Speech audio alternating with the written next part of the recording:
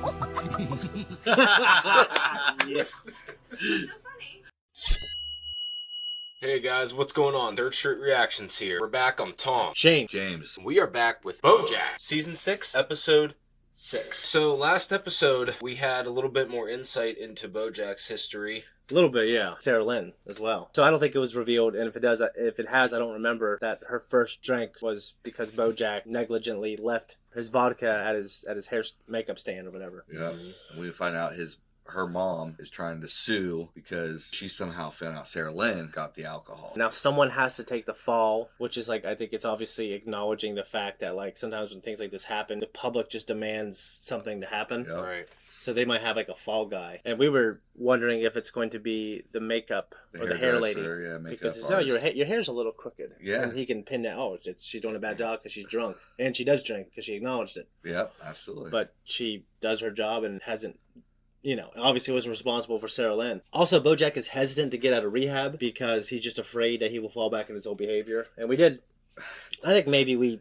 I said, to me it wasn't the most interesting thing. But I do feel for, I guess, that type of thing. Like you're in there, you're successful. He was in there for 6 months. He stayed way longer than he needed to. Yeah. And he's ready to go out in the world, but he doesn't trust himself. He was afraid to, and he was looking for any excuse in the world not to go. And then he found out that Joey Pogo was going to get his room, and that was like the ultimate excuse. Like, no way, they're not going to force me out. And we had the funny bit with the vodka landing. Yeah. Yeah. And don't forget, we also have the linear storyline going on with Mr. Peanut Butter being canceled, essentially. Oh, yeah, we did talk about that. We talked about cancel culture in his particular scenario. I think it's unfortunate when people's personal lives, like that. Like he had an affair. He shouldn't have done it. But I don't think she should have put that on social media. I don't think it's the job of the public to say, this person should be canceled. Right. Like, what does that mean? You know what I mean? Like, it means like we're demanding that the executives of these movies or TV studios not allow him in the roles, right? Like especially, I'm sorry, Jamie, go ahead. Especially over an affair. I mean, it's so common. It's terrible to say. It's so common. It is. 40% of people admit it in surveys. Yeah. So there's probably more than 40%, right? Probably. And so it's so common that why would somebody get canceled over an affair?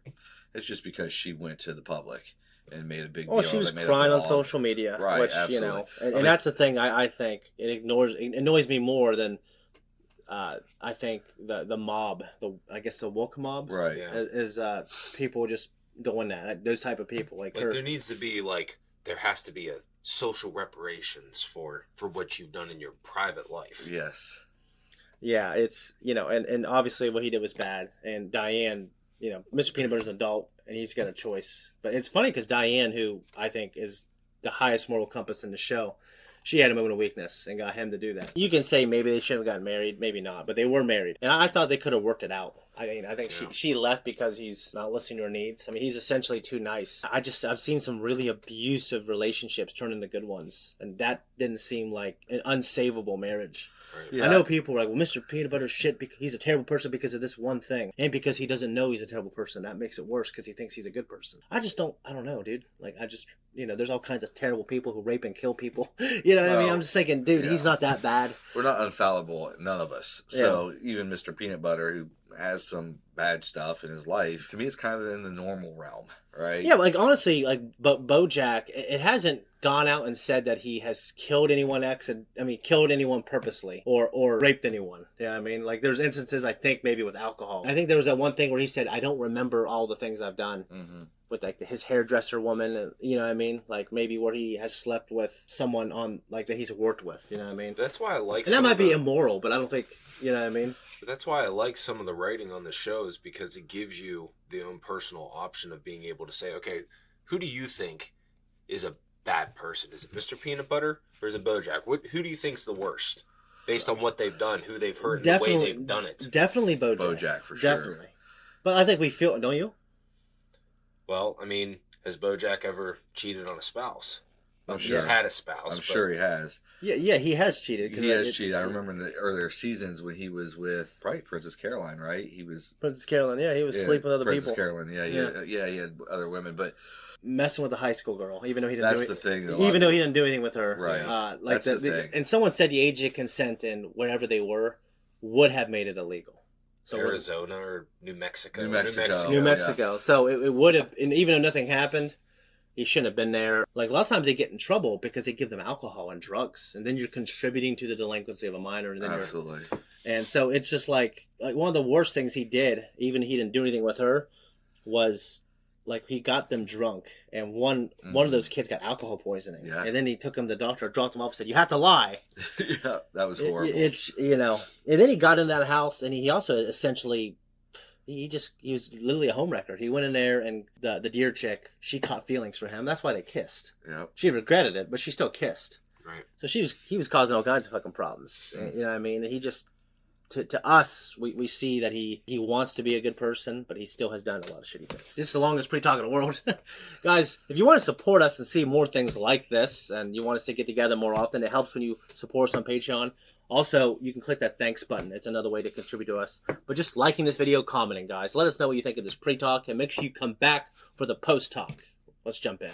I'm optimistic about the coming talks and confident we can avoid a strike. Our demands are reasonable, and our services are crucial to this industry. That dude. All right, you little fishes. Let's wrap this up quick so you can all go back Well, together. Princess Carolyn's assistant, Noah. What do you want? We have one request. We would like to not be treated like garbage. It appears we are at an impasse. So, that's reasonable, for sure. Where's my dry clean? Where's my car? I don't know any of my passwords. What's my mother's maiden name? I'm going into labor. Well, somebody, please make me a reservation for little Tom's. Okay. My first management job in corporate America, I was actually more like an assistant, right? I was the assistant to the manager. And I mean, that's kind of what you are, though, is you're kind of a bitch. You know what I mean? Like, they shouldn't treat you like shit, but you're basically a bitch. They ask you what to do, you do it. Yeah. You want your job and you want to move up. Yeah. That's the way it is. You did it and you moved up? That's it. Did you have an assistant ever? Then I had an assistant, yeah. You treat him like shit? No, I treated them well, but I asked them to do stuff all the time. Yeah. And they did it. And they moved up when I left. Yeah. Like the post-op. Hangover, be gone. This never happened. Agreed. But how do I get out of here without anyone seeing me? Okay, easy. This requires a surprising amount of upper body strength. Stop swinging. Just slide down. I'm just gonna let go. No, Break a don't let leg. Don't break a leg. Oh. Oh. Thank you, BoJack, for being there to catch me. Whoa. Doesn't mean nothing, Elma. Don't try and fool me no more, Ennis. I know what it means. Check, twist, check. Oh, hello, Jorge. I have some news. It's about your mother. I didn't come to your home to fight. Then joke's on you, because you didn't come to my home at all. I just sleep on the couch. Since you and Mom gave me the boot. That was 10 years ago. I gave you my name, and you have clearly wasted it. Do you know what the Chavez name stands for? Yes. Todd, your mother needs your help. Well, then instead of sending her husband, she should have asked me herself if it's so important to her. She's in a coma. Rudeness coma? No, a regular coma. Why didn't you open with that? Please, your mother needs a kidney. I put her on the donor waiting list. I'm sorry. Of course I would give Mom my kidney. Then there's no time to waste. Would. I sold my extra kidney just last week. Why? I wanted to buy these sock puppets. You sold your kidney for...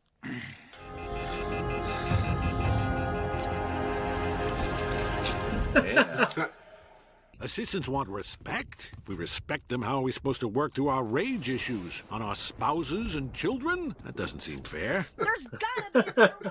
When I was an assistant, the only thing I wanted was not to be an assistant anymore.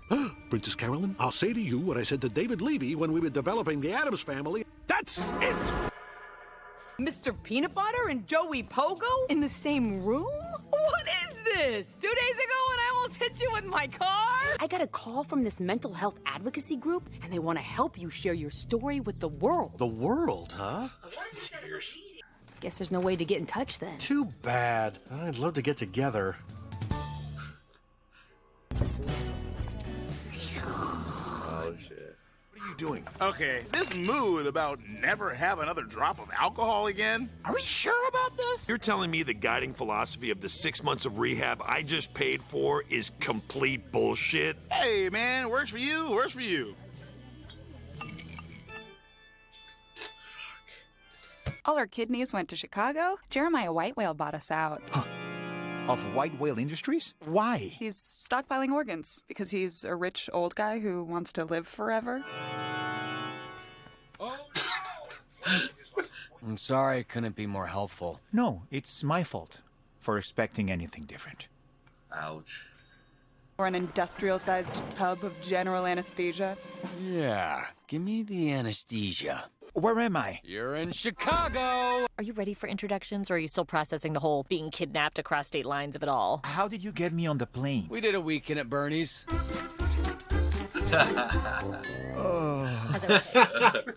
I've never seen it, but I think that's been a reference before. You've never seen Weekend at Bernie's? Never. Be careful, because if Jeremiah Whitewell catches you, he can legally murder you.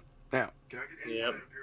Forgot about that. That's hilarious. It's gonna work out. Things don't just work out, Todd. Of course they do. I don't know why you're so negative. Do you want to help Mom, or do you want to just go back to the hospital and wait? I don't feel comfortable negotiating without my fellow assistants present. Yeah, this is not about that. You know, there's an opening at my company for a development exec. I don't suppose you'd be interested. Oh, I'd have to think about it. I never You'd get overpaid to read scripts, company credit card, and a parking spot in the good garage, plus your own assistant. An assistant? You're one of us. It's a 2-year contract. Sign right there, and your troubles are over. Let's say make it a 5-year contract. I was gonna say, yeah.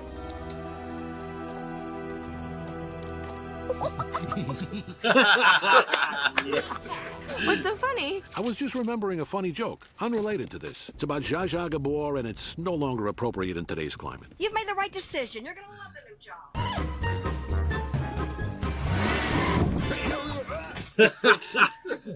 You're Diane. Yes. Nguyen. That is correct. I find that hard to believe. Wow, that's racist. People don't always look like their last names. I'm white, and my last name is Chavez. I thought your last name was Nguyen, Oh, yeah, it is. Todd Nguyen. not Diane Nguyen. Oh, yeah, Diane Nguyen. That's me, all right. Or my name isn't Todd Chavez. Well, that was a bust. ¿Qué tal? Estoy aquí para recoger la basura. What? Sorry. Go ahead.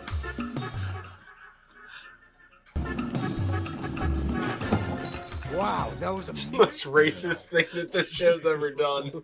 How? He's of Mexican ancestry, right? He's supposed to be a cleaning person. Well, yeah.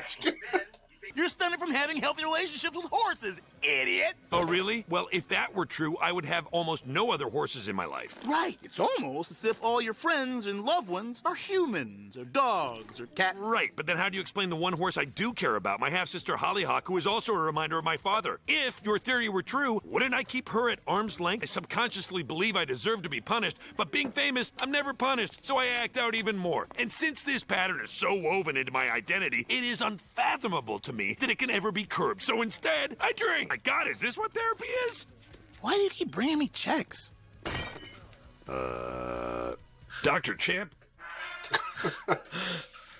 Once your mother is okay, we will never bother you again. I know that's what you want. Why would I want that?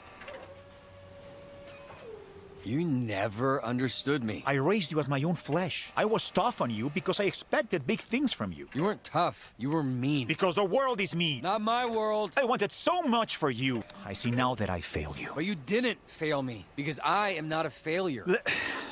Okay, Todd. Why can't you see I'm living a good life? I have friends. I have a job. You sleep on the couch and you play with puppets all day. I'm happy, Jorge. Why haven't you called in 10 years? You don't think I wanted to? I'm not the one who... What? She loves you. Your mother. Oh shit, oh shit, oh shit. Chavez's, you got company. Hello? Hello?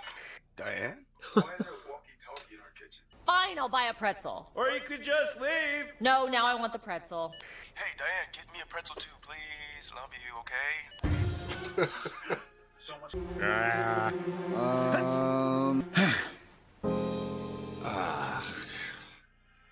What? Your leadership has abandoned you. Face it, the strike is over. Whoa. Okay. We've drawn up a new collective agreement. You get none of the things you asked for, and you start work again Monday. Sounds fair.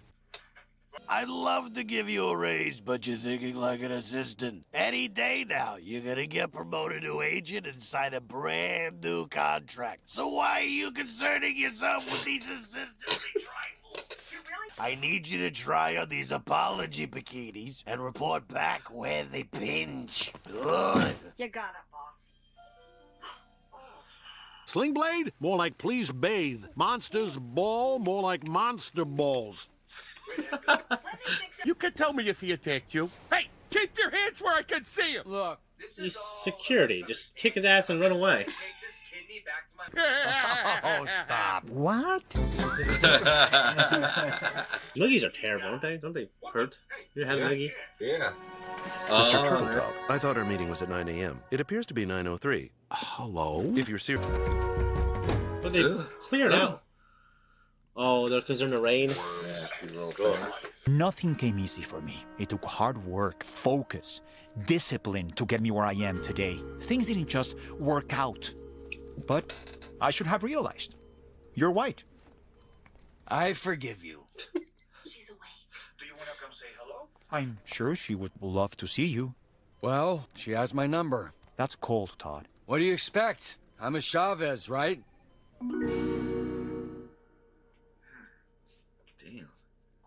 Promised him I would never drink again after what happened to our daughter. What happened to your daughter? You know nothing of my life, and you think you know what's best for me? The only reason I got drunk in the first place is because of your contraband vodka. Well, yes, technically that's true. Of course you did this to me. Because I cared about you. And you ruin people who care about you. Well, best of luck. I want you to remember this. BoJack. I want you to remember what you did to me. I remember everything. That guy needs to take a little bit of personal responsibility. You know what I'm saying? Like, I can't put this on BoJack. You know what I mean? You can say he was a catalyst, but there's a point, I think, where you got to take personal responsibility. But it was not intentional. This is one of the times that BoJack didn't do something intentionally. He wasn't holding on to the vodka to drink it. He was holding on to it because it had a Sarah Lynn link. Yeah. I thought that was a pretty good one. For me, it was a little more entertaining. And once again, the story running parallel to BoJack's was a little more interesting for me. The stuff with Todd and his stepdad, dude, Jorge. that was Jorge. That was great stuff. Yeah, that was good stuff. It was emotional. You know, it brings up the question: is what is success? What is failure? You know, Todd felt successful because he had the life that he wanted. Jorge looked at him as a failure because he didn't have the life that Jorge wanted him to have. So yeah, it's I think you got to have a balanced view. I think ultimately, if you are truly happy, that's success. Then that's success. Yes. Truly, I agree. For me, I certainly want worldly success, and because I've had it and it made me happy. Right, absolutely. And people say money doesn't make you happy or doesn't fix your problems. Those people were never really poor. And I know when I was poor in the United States of America in the 2000s. You know, so I wasn't poor on an anthropological scale, on a global, or it's certainly not an anthropological historical scale. You know what I'm saying? When I had a lot of money, it absolutely fixed 90% of my problems. Absolutely. 100%. And it made my children's lives absolutely better. Absolutely. That's the stone cold fact. That's a stone cold fucking fact. It is. And the people who are saying otherwise are people who've always had provision and success or security, and then they have other problems. You know what I mean? Because they're not worrying about the things that we've had to worry about. It's just crazy to me that it's taken. I mean, here we are. The show's winding down. We're still uncovering depths and bits and pieces of some of our main characters and their histories and their stories. It's just, I love it. It's great. I love it too. One thing it made me think a lot about is just pushing our children. I mean, I think I'm guilty of doing that with my son. You know who was really pushed? Danny Clowey by his dad. His dad, they all come from like a line of professional baseball players and golfers. Professional. His dad was a professional golfer.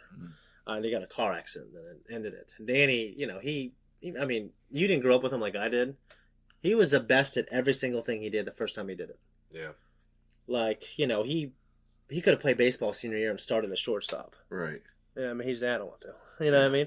And then he always played soccer. But senior year, he did both because he was so good at golf. And he was like I don't know much about golf other than like every time Tiger Woods has done well, I've kind of taken notice just because of the story aspect of it. But he was like far and away the best golfer in this whole area. Like he's just incredible. He says he told me he could go pro, and he attributes that like my dad pushed me, and he was an asshole about it. Some people respond to that, and it pushes them. Sometimes it breaks people. Right. Like there's a guy I know when his dad pushed him, and it made him do the opposite. He pulled a Todd. And he became resentful, and now he's like a bum, kind of, you know. Shame. And he's not happy like Todd. I'll tell you that. Yeah, absolutely, and that's how. That's when you just need to know your kid or whoever you're trying to motivate. Know what motivates them, and that's when you'll get the result you want. But if you try to motivate somebody in a way that just they don't respond to, you gotta be receptive of that and. You have to change your tactics. Change your tactics, yeah. Right. Weekend at Bernie's. You've never seen it. Never right? seen it, no. Never seen it. It's a good movie. It's funny. Okay. It's an '80s movie. There's a Weekend at Bernie's 2 as well, I believe. But yeah, essentially, it's about a dead guy. It's about the boss. He ends up dying in the first movie, and the two main characters in the movie are just trying to make it seem like he's still alive. I don't know if it'll kill their party. I can't remember. It's been so long. I don't know if it'll kill their party or what. But yeah, but they just like that. They put sunglasses on him, put his arm around their shoulder, and they're walking down the sidewalk and stuff. You start to shit and piss eventually. Yeah. It's funny because he's the boss. So, like he's the guy with the money, and like girls will come up to him and like hug him and shit, and like sit on his dead lap and. Yeah, it's a pretty good movie. It sounds. I had to watch it because it's just one of those like '80s movies, like Weekend at Porky movies. The Weekend. No, so I'm trying to intermingle Porky's and Weekend at Bernie's. Yeah, it's just like the movies, the Porky's movies, and other like kind of wild '80s movies. Yeah. Yeah, before current culture has labeled all that stuff terrible and inhumane. Yeah, absolutely. I was trying to write down Chavez. I got voracious. I got zealously practical. And what the hell was A? Todd sold his kidney for some puppets. That guy's, I know he's happy. But he is kind of a bum because he's leached off his friends. And if you're fine doing that, I guess you have to be so blissfully ignorant, I think, to function. Absolutely. He's such a likable character. He's just such he a is. likable And it guy, shows though. that, like, because he connects with people emotionally, obviously not sexually, he's able to get what he wants because of his personality. I think we all knew people growing up that were kind of like Todd, and I always looked at them as kind of having something was missing. I don't want to say up here necessarily, but something wasn't exactly right. Like they were always pretty happy, in a good mood. You knew that they weren't going to be like overly successful. He kind of reminds me of that in a way because he's so ignorant to how awful it is to leech off of BoJack for a long time, and now Princess Caroline. Yeah, it's just You said that a Mexican portraying a Mexican cleaner is racist. I think it'd be racist if he acted like a Mexican. Yeah, but it's just the concept It's of it's impersonating guy. a Mexican under false pretenses. No, it's People accuse me of being Mexican. It's a stereotype. That's all it is. Most housekeepers, cleaners being Hispanic. Right. Well, I mean, I know, racist, but I didn't find it racist. But I gotta see Tom's point that it was a stereotypical joke. I know 4 people that in this area that's a small town. I went to St. Mary's, but they had house cleaners and they were all Mexican women, all Hispanic. Yeah. So it's just like, you got to think about sociologically speaking, right? So a lot of the Mexicans who immigrated here. A certain amount of immigrants within the past certain amount of years might fall into a demographic where they don't make a lot of money. And you can say that's because the education system, I don't know if it's failing them. Language barriers. Language barriers. It could be the fact, certain demographics and races, we know how hard they study. Asian Americans study twice as hard as the average American. Right. That's a fact. Okay. And we know 100 years ago, they had, I think, the highest divorce and the highest unemployment, right? Asian Americans. And now they have the lowest unemployment. Yeah. And the lowest divorce and the lowest children being born out of wedlock. So Asian Americans, they have, culturally, they have really picked themselves up by the bootstraps. Absolutely. Yeah, it's crazy. Absolutely. And I don't think Filipinos fall into that, unfortunately. They don't? Yeah, no. I think it's like Chinese, Japanese. Yeah. We've gotten you know, and the assistant strike kind of brings this up. We've gotten into this kind of weak, pathetic mindset that we need to be coddled and babied and treated perfectly and really good and given all these bonuses. And that's just not the reality of the human condition when you look at it historically. We live, by far, everyone in the world right now, even the poorest people in the world right now, live much more prosperously than we did a couple hundred years ago. Right. And we have better working environments. Yeah, people live longer. Yeah. Less children are born. There's less infant mortality globally. There's all kinds of things of why the world is better, and then people think the world has never been worse. Is 2020 the worst year in history? We had 12 or 13-year-old kids building skyscrapers with no safety harnesses, you know? Yeah, and before someone comments that we're saying it's okay for bosses to treat people like shit, we're not saying that at all. Oh, absolutely you should not. not disrespect anybody. You should not call them names, scream at them, yell at them. But there is a reward in the grind and the suffering. Yeah, you were an assistant. When I started out with the company I used to work for. I started out making I think it was $7.50 an hour. Yeah. Right, and grinding. And what I was doing is I was unloading trucks. I was loading them, and it was dirty laundry. It was disgusting dirty laundry. And you got to the point where you're making over $100,000 a year. Exactly, just from grinding and embracing the suck, basically. Yeah. So it's just I mean, and I know you were in law enforcement and you worked your way up to a really high level as well. Mm-hmm. So it's it's one of those, I can't remember, it's a fallacy. I can't remember what it's called. It's like, if stand up so you can see the game, so you have a better vantage, right? But then if everyone stands up, and then you have to stand up higher. Not everyone can stand up and get a fair view. Right. So it's one of those things, like, not every single person in the world can work. It's like everyone goes to college now, right? Well, you can't just go to college. Just because you go to college doesn't mean you're going to get a good job, because now everyone's going to college, right? Yeah, exactly. So it just waters down the, I guess what the message is, if you want something, work hard. And if other people want that, then you got to work harder than them. And that's the truth. So that's the truth in life. Every time you work hard, you're not always going to get the result that you're looking for. Yeah. Because that's just the way it is. Like, I worked really hard for promotions and I applied for them, but I didn't always get it. And it wasn't because, I was unliked. It wasn't because there was something inherently wrong with me. It wasn't because I suck. It was just because there was somebody that they felt was better for the role. Yeah. And that's just life. Jamie, piggybacking off of that, you could say with life in general, I saw a podcast where someone talked about this. I can't remember exactly who it was. You go out and you work hard. You just grind at your job. Mm-hmm. You eat healthy. You exercise. You work out. You read books. You educate yourself. I don't think I've ever met anybody who's done all those things and their life has gotten worse. Right. No, yeah, because if you do that long enough, something's going to happen. Yeah, it may not be exactly what you thought was going to happen. Like, maybe I wouldn't have got the promotion that I applied for, but something positive is going to happen down the line. Right. It's just mathematical certainty. I told Tom about this. There's a guy who really out of shape. He was living in his parents' basement. He was divorced from my dad. He was in his early 30s. He's working at McDonald's. And he was there for a few years. Right. Well, he said for 6 months, I'm going to go dark completely. I'm going to completely turn my phone off. And he just worked out. And now he became an Instagram model influencer. After 6 months, he just chronicled his journey. That's amazing. And he said, like, if I do this for 6 months and do nothing, and I just get obsessed with it. Right. And he completely transformed his body. I'm thinking, oh shit, dog, I can do that. You know what I mean? He probably not just transformed his body, but transformed his life in other ways as well. His mindset. His mindset. Yeah. He started listening to motivational podcasts, and that's all he did, man. Right. Anyway, so we were talking about, because of the Chavez thing. We were piggybacking off of the way he treated Todd. He wanted Todd to. I think he just wanted Todd to be a grinder, and Todd's more of an easygoing guy. I think he's. We can't say he's not an ignorant guy. He's ignorant. He's obviously ignorant. Mm-hmm. That's part of the show. Right. And I saw this thing.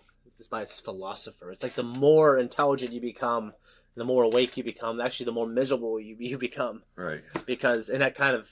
And he's kind of on the opposite end of the spectrum of that. Ignorance is bliss. Ignorance is bliss. Exactly. Yeah. We appreciate you. If you guys want to support us, you want us to get together more often and have talks like this, go to our Patreon. You can have our full-length uncut and we have up to 2 weeks early access. Also, check out our merch. Just put the little note in. Guys, see you next time.